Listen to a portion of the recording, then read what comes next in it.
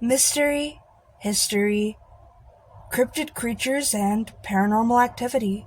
This is the Groups and Growls Mystery Hour podcast, and I am your host, Creeps. Now, today's episode, I actually had no clue about until I actually went digging for mystery and history, and let me just say, I'm obsessed, because I am a pirate girl at heart.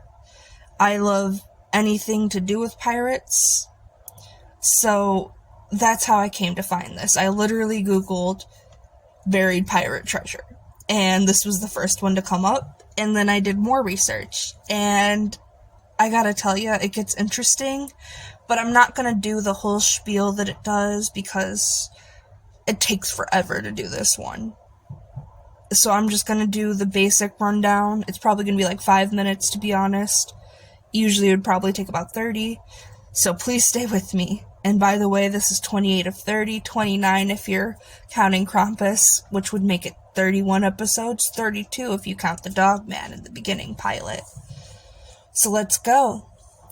You have probably heard of ghost treasures, and it's a theme that goes back ages, whether it be an old pirate treasure or a runaway bandit who died, or even a stingy old wealthy man who hid it.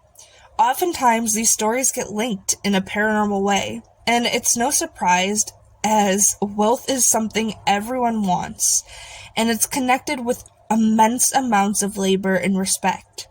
When it is obtained, some even dedicating their whole lives to obtaining it and never getting there. So it's no wonder a ghost would protect or even hide their wealth because of the huge emotional attachment it brings.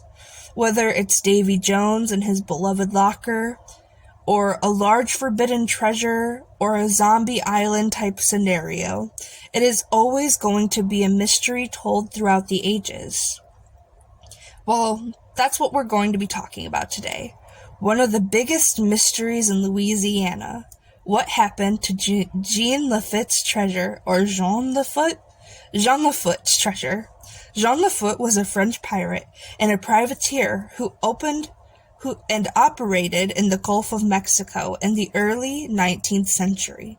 He and his older brother Pierre were believed to either be born in the French Basque country of France or in the French colony of Saint Dominique on the Caribbean, and by whatever means he ended up in Louisiana, and by 1805 Laffit was operating a warehouse in New Orleans to help distribute goods smuggled by him and his brother and the U.S. government, and he passed the Embargo Act of 1807 2 years later, causing tensions to rise within the United Kingdom, and began prohibiting trade so that the brothers moved their operation to Barataria Bay in Louisiana.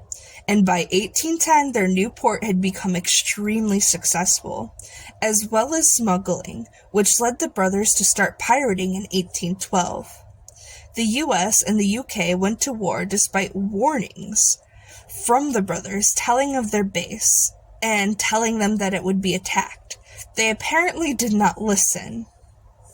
And in September of 1814, the U.S. naval laid siege and captured most of his fleet, and later, in return for legal pardon, Jean and his fleet helped General Andrew Jackson during the Battle of New Orleans to defend the city during the War of 1812. And when British forces sought to access the Mississippi River to gain control, they were thwarted by Jackson and paid tribute to Jean and his fleet for their efforts. The brothers eventually became spies for the Spanish during the Mexican War of Independence in 1817, and Jean founded a new colony on Galveston Island named Capiche, I think, and in its height, the colonist privateers earned millions of dollars annually from stolen or smuggled coins and goods. Very little is known about Jean, and speculations about his life and death still continues among historians and pirate experts alike, but with wealth that he gained, it's rumored to have been buried in Louisiana, But history supports this as merely a rumor, while legend suggests it's still out there, somewhere, waiting to be found, like a time capsule of wealth, worth way more than what it was when he died, and it is said that he haunts it to this day. So what do you think? Comment down below, and remember to stay creepy, my friends.